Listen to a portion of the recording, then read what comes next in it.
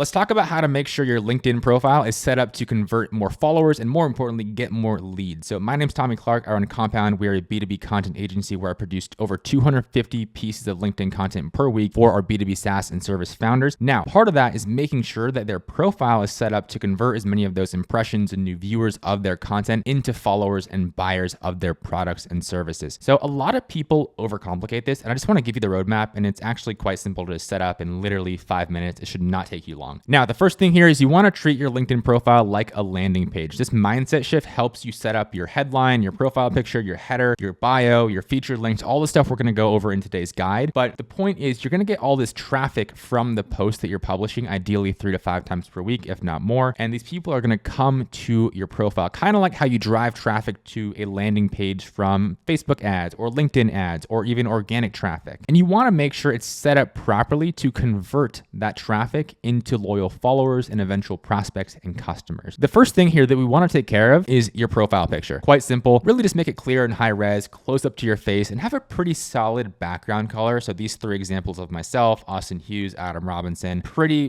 good examples to follow. I don't love the whole like super bright background. That's more of a personal preference. I think it's a little bit cringe if someone's watching this and they have that. No offense, you do you. I don't love it. I think just a pretty neutral background color. Make sure it's close up to your face. Don't have like your whole upper body in the picture. That's not really great. You don't want it to be a selfie or some like low res picture. Just make it like a professional headshot. Pretty straightforward. With the headers, I don't find that they matter that much. So if I go over to my LinkedIn profile here, I honestly didn't put a lot of thought into this. This has been the same for about 2 years now. And pretty much what I did was I took a reply to one of my tweets that said, learned everything about content strategy from you, Tommy, screenshotted it, made it my header. I kind of like it because it gives a bit of social proof because it's showing that someone replied to one of my pieces of content and it wasn't me saying that, hey, I learned a lot about content from you. But overall, I don't think you need like a super branded header. If you want to do it, be my guest. Like one of our clients right now, Austin Hughes, let me show you his profile. I don't even think he has a LinkedIn header. Like, look at this. It's just blank. I'm like, sure, we could probably put one together and like it'd be fine, but his profile is ripping and they're doing so well with LinkedIn content right now. I honestly don't think it's really worth it. And it's really just not worth the stress. And in my opinion, this might be a bit of a hot take, but I think that having an overly produced LinkedIn header makes you look more corporate and less human. I think having either a scrappy header like the one that I have, or just like a real photo, or even none, actually makes you look more human and personable and is going to increase your conversion rate more. That's purely hypothetical. I don't have enough data to prove one way or another, but I do know that this is not going to make or break your LinkedIn strategy. So pretty much with the header, do what you want with your profile picture. Just make it clear, close up, pretty solid background color. You're good to go. Now, with the headline, this is important, but also not something to overcomplicate or overthink. All you got to do is make sure you have your title and company, a clear value prop, have some social proof, and keep it simple. You don't want some overly complex description. That actually is a negative signal because it makes you look like not serious people. The formula to follow here is put your role, put your company, and a quick value prop that kind of gives an idea of what you do and who you do it for. So here are some examples on the screen right now. Adam Robinson, CEO, role, iRetention.com and our B2B company, person level, website, visitor, identity, push LinkedIn profiles to Slack in real time, 100% free.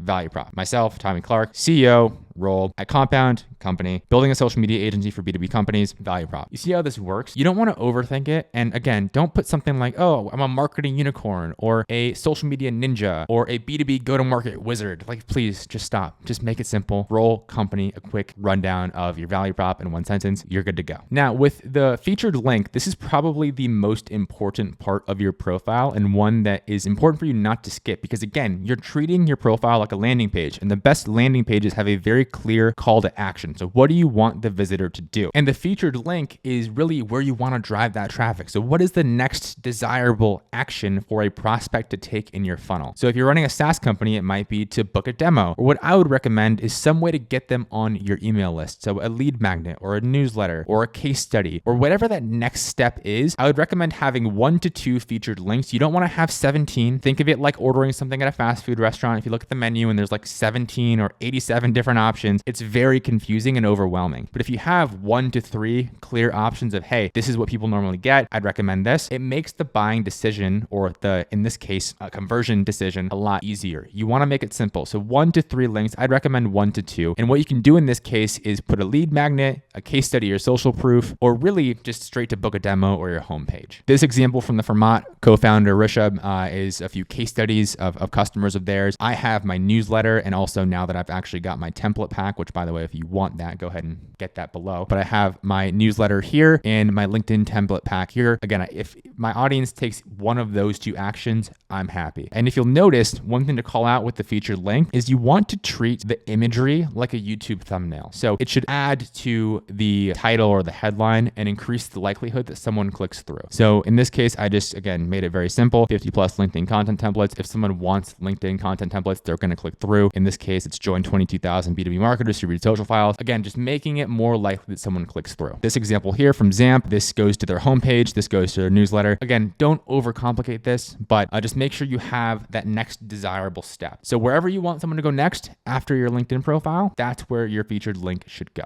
A few other housekeeping items here. Make sure your button is set up. In this case, I have a visit my website button. So if I click here, it goes to my newsletter. So again, in this case, I'd probably have it go to your homepage if you're a SaaS founder. If you are a agency or service founder, again, have it go to your sales call page or demo page or whatever that next step is in the buyer's journey. And now next up, I have the bio. Like the header, I honestly don't think the bio matters as much as people think. I think some people will read it, so you want to have it set up. And more importantly, you really just want it to say what you do and have a bit of social proof. Again, the goal is to convert more people into followers and buyers. So for me, I keep it quite simple. I just say I'm scaling Compound Content Studio, a social agency for B2B companies who want to launch an organic social media presence that creates real community, generates product demand, and increases revenue, our personal favorite. So again, it just gives people an idea of what I do and who I do it for. One thing I love that you can actually try, and I actually might implement this, is if I go to, let's see, where is Rishabh? There we go. If I go to Rishabh's LinkedIn profile, I'll go to his bio. One example of a tactic I like that's not necessary but can be worth trying is having testimonials in your bio. Again, kind of like how we use social proof in the featured links with his case studies here. Having testimonials from happy customers in your bio can help move people closer to booking a demo or making a sale if they land on your LinkedIn profile. Because again,